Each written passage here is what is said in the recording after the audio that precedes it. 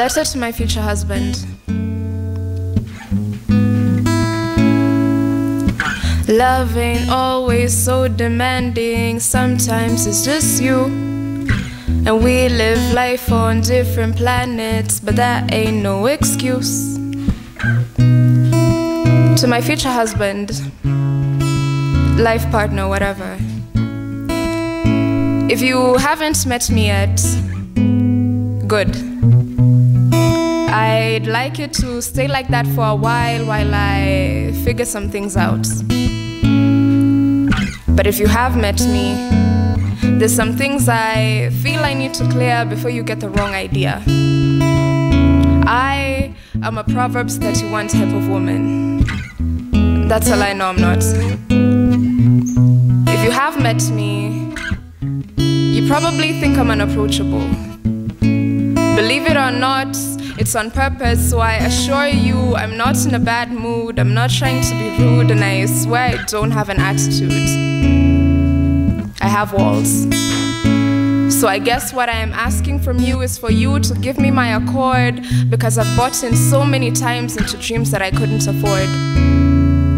I hope that you are secure enough to fill the gaps in my insecurities. I hope that when we're together, we have a type of love, or when people are asked what type of love they want, they will always say, this one. And I hope you're the type of man who, when your friends ask you how your girl is doing, you don't have to say, which one? Say, I hope that when we're together, we have a type of love where you can be my opposite, but at the same time, my equal. A love where we can be vulnerable. Where even though you choose not to tell me about your transgressions, you know that I forgive you and I accept you. Not as new, but covered in the scars of everything you have been through, because I know that there is so much more that you can be. And I hope you can be just as forgiving when it comes to me. I hope that when we're together, we have a type of love where we don't have this incessant need to shout it from the rooftops to confirm how we feel. A love that is so low-key, even I wonder if it's real. See, I'm not like other women you've met. I learned from the best. I have dealt with men who are magicians, who managed to pull disappearing acts from right before my eyes. So now I am the type of woman who will go to war with a man's ego armed with nothing more than blue ticks, and I will win so we can both play tricks. See, I don't want to have to worry about where my place is with you if I'm third or fourth. I just want us to see the world past our insecurities and not have the only places we visit being back and forth. So to my future husband, before I sign off, some very important points to note. I hope you can cook. You have to like Beyonce. And I hope you're patient. And I hope you understand that patience is not just the ability to wait, but the ability to keep calm while you wait.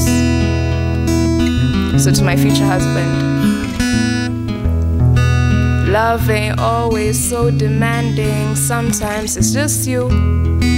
And we live life on different planets, but that's no excuse.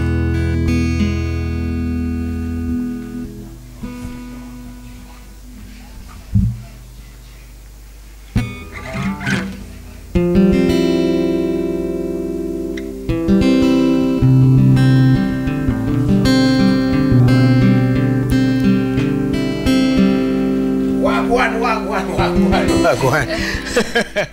Well, how you doing? I'm good. You're good? Yes. I want to find out when you realize, people always say, first of all, that guys who do spoken word can rap really well. Yes, okay, so I had someone tell me that poets are failed rappers. But what is your personal belief? My personal belief is that rappers are failed poets. So rappers are the ones who are failing at poetry. Yes. All right. But how is the experience like? What is it that inspires you to write, most of the stuff that you do? So I always tell myself that artists are the gatekeepers of truth. Mm-hmm. So I think what inspires me is just being able to talk about things and tell stories that people ordinarily wouldn't be able to talk about or to tell. So that's what inspires me. to write. All right. And so, what are some of your favorite, favorite pieces that with the kind of topics that you like writing about? Okay, so I like writing about Africa a lot. That's what I started writing about. The piece I just performed is called A Letter to My Future Husband. So I write about love sometimes, write about breakups, and yeah, anything and everything. I write about slave queens and society and everything. Yeah. All right. So so you need to use this, I'm told, but it's all good. It's all good in the hood. So in terms of where guys can get a hold of all the stuff that you do, where do you normally post them? Where can they listen to more of your work? So my social media is on Instagram is at Kenyan Shilling. Kenyan Shilling? Yes. All right, that's dope. Or at Mumbi Poet. My Twitter is at Mumbi Said, like Mumbi Alisema, Mumbi Said. My Facebook is Mumbi Spoken Word. My email, bookmumbi@gmail.com. My M-Pesa is 07. Hapo kwa M-Pesa ukisema kuna much more that will come through on the DMs, the messages. So how often do you post some of your work?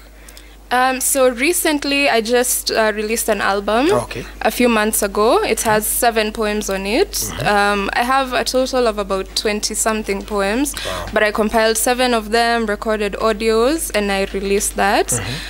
So if you follow me on my social media, you'll know where to get the album. But right now I'm just working on writing new poems, at least 1 new poem per week, and looking to record my 2nd album.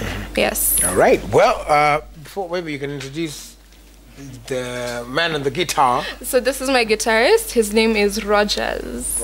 Rogers. Yes. All right. Well, okay. So you're gonna perform for us one more time? Yes. But first, I'm curious. Why did you call it Kenyan Shilling?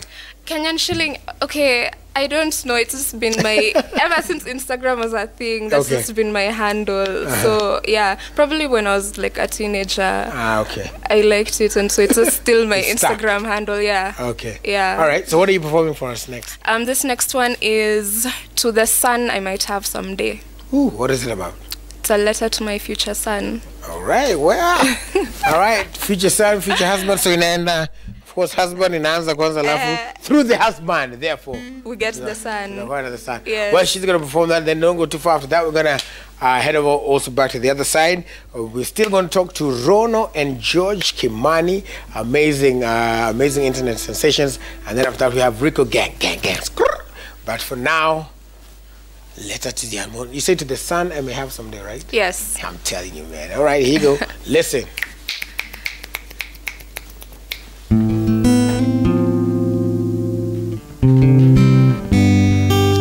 To the son I might have someday. You're not the first boy I've had to raise. You're not the first boy who I've had to teach right from wrong. You are not the first boy who I've had to teach how to approach a woman. See, my job is to ensure that before I send you out into this world that you are right within and that you know how to respect people, especially women, from their head to their toes and everything in between. See, I will do my best to ensure that you never have to know the affliction of a cane. And I will do my best to ensure that you never see the color of your skin as a stain. And when they ask you who raised you, tell them that you walk with the confidence of a king because your mother praised you. And when you learn how to walk, may you walk with your mother's pride. May you step with her mother's stride. When you learn how to walk, may you learn how to go the extra mile. When you learn how to talk, may everything that comes out of your mouth be better than silence. May you learn how to hold back and swallow any rude comments, misogynistic jokes, lies. May they rot in your throat so that they never have to see the light of day. When you learn how to talk, may you never be too scared to raise your hand to answer a question for fear of not being right. May you speak with the same conviction God spoke with when He said, "Let there be light."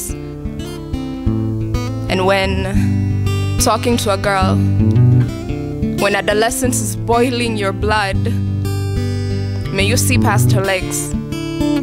May you be wise enough to know that a woman's eyes are not on her chest. And when you have your first crush, may you be wise enough to know that pulling a girl's hair or trying to fight her are not appropriate ways to tell a girl that you like her.